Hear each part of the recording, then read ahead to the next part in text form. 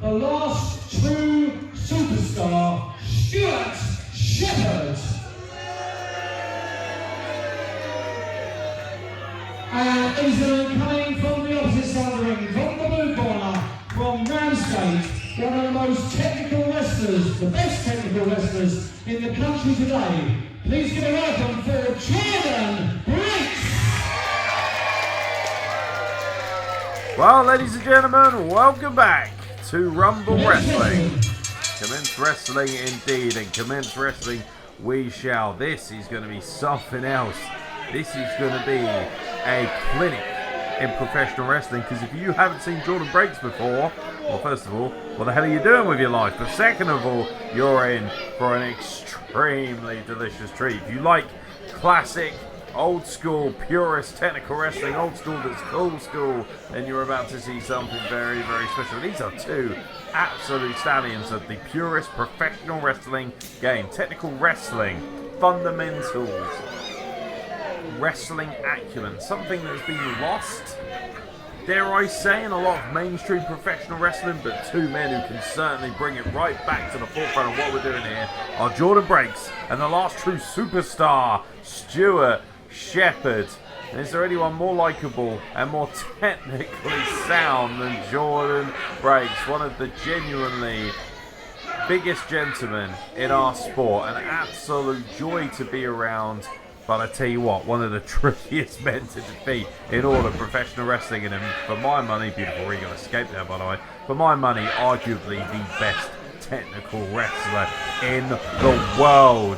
And he's got a resume of opponents, most recently including Zack Sabre Jr., to back that up.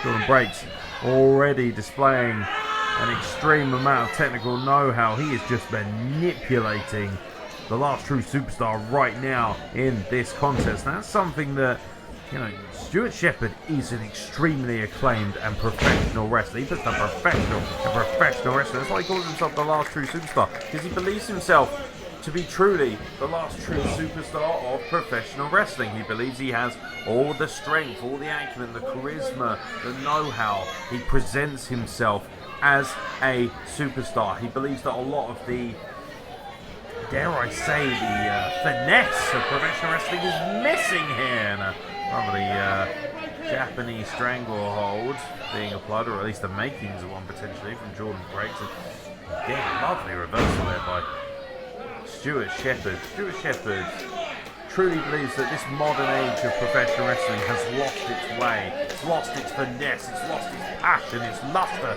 for the true superstars, and that's what he's trying to bring back.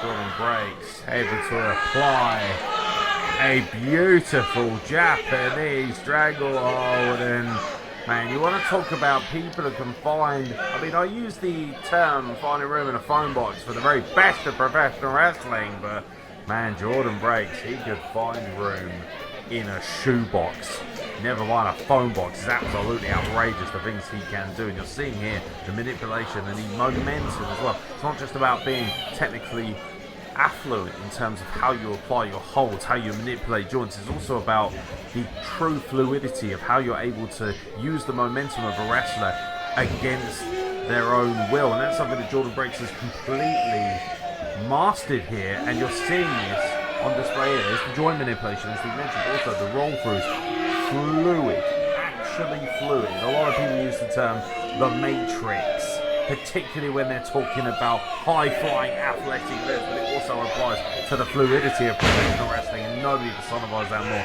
than Jordon Breaks. Right now, Stewart Shephard is giving him everything he can handle. I mean, Stewart Shephard is trained by Mike Bird at Catch 22. If anybody can match the technical fundamentals and prowess of professional wrestling, it will be Mike Bird. He would have instilled all of those into Jordon Breaks. A lot of joint manipulation, a lot of shoulder manipulation right now, and that's the difference right there. Beautiful kip up, front flip, kip up, arm drag takeover by Jordon Breaks. All that wrist lock, and again, there's the fluidity I was talking about.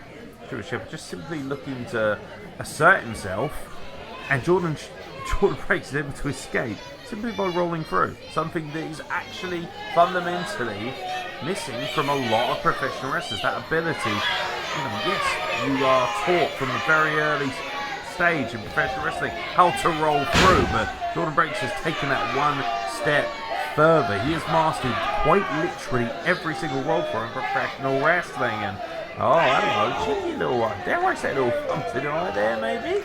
And a lovely escape from the cravat from Jordon Breaks, using all that pressure to apply a headlock and then a takeover. Rolls right through and applies a cravat of his own. No wasted motion. The very MO, the modus operandi of Jordon Breaks is no wasted motion. You can see the frustration of Stewart Shephard's face. Stewart Shephard is not used to wrestling people who have a better wrestling acumen than him, dare I say.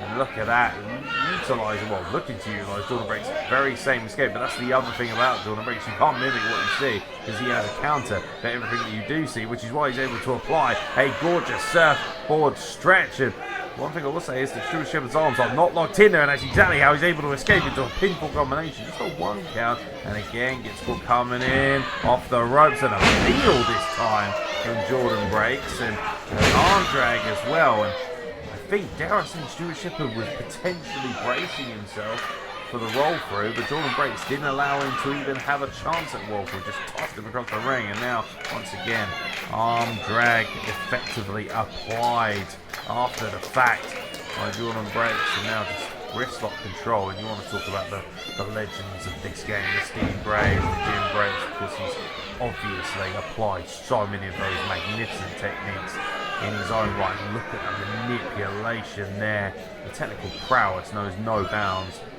of Jordon Breaks, and I think it's just a matter of time before the world recognises the excellence on display. He truly is a technical wizard, and something that we don't hear very often in professional wrestling. Look at the casual nature of it. You notice the wrist as well that is locked up behind Jordan's neck. He just uses every single part of his body. An absolute chiropractor's dream is Jordon Breaks. That's something that will help create some separation. Stamping on the foot. Andre takeover. Drop kick in the arm and the leg out there. And I think Jordon finding his right arm knotted up a little bit. And this is something that the last two superstars really got to start applying. He's been very pure up until now. He's been playing Jordon in his own game, and he really should be looking to apply his own abilities. This has been as pure as it comes. Barely a strike in sight, and look at the raw power, the aggression. And Stewart Shephard, by the way, in phenomenal condition. Look at that physique, you can see it for yourself. The upper body strength that he's been working on under the catch-22 dojo. Lovely roll through there. Thought he might have been potentially going for a pin combination, but quite happy to just apply the arm drag locked nice and tight. Of course, all that does is just control. I mean, if the arm is not escaping anytime soon, I assure you, Jordon Breaks probably hasn't escaped for this. And, excellent. We're going to use referee Matt Wilson at hard discretion. Lovely backflip there. He saw the athleticism. Now there's the martial cradle applied by Jordon Breaks. Stewart Shephard able to escape. I think he was looking for a double leg takedown there, but it's counted into an arm drag from Jordon Breaks. A backslide, not an arm drag, and a forearm. And my God, see, that's exactly, for my money, what Stewart Shephard needs to do. The striking game is important, and now European uppercut. And these are the first strikes, really, of this contest. And, man, I tell you what, Jordon Breaks can throw a European uppercut with the best of them. And Stewart Shephard's got to stay on him. And, nice, he's just begging off, teeing off on each other. Oh, beautiful counter once again. And now it's a stalemate between two men, both looking for the same thing, both looking for that backside. Lovely transition from Stewart Shephard there, trying to drag him over, but you see the leverage, the strength from Jordon, not allowing him to. Oh, now just a straight monkey flip right over the top. The ease at which he's able to snap that off, and once again locking up the wrist lock. Counters the Irish whip, does Stewart Shephard. Oh, Jordon Breaks right through the legs. Fake out, looking for a test of string grabs. No, escapes into the hammerlock. Now teasing for the headlock, and now going in between. And oh, look at that, the Jordon escape. The Jordon escape, but there's no escape. And just like that, he has got him wrapped up like the proverbial pretzel. And Jordon Breaks adds yet another extremely impressive W to his column of excellence.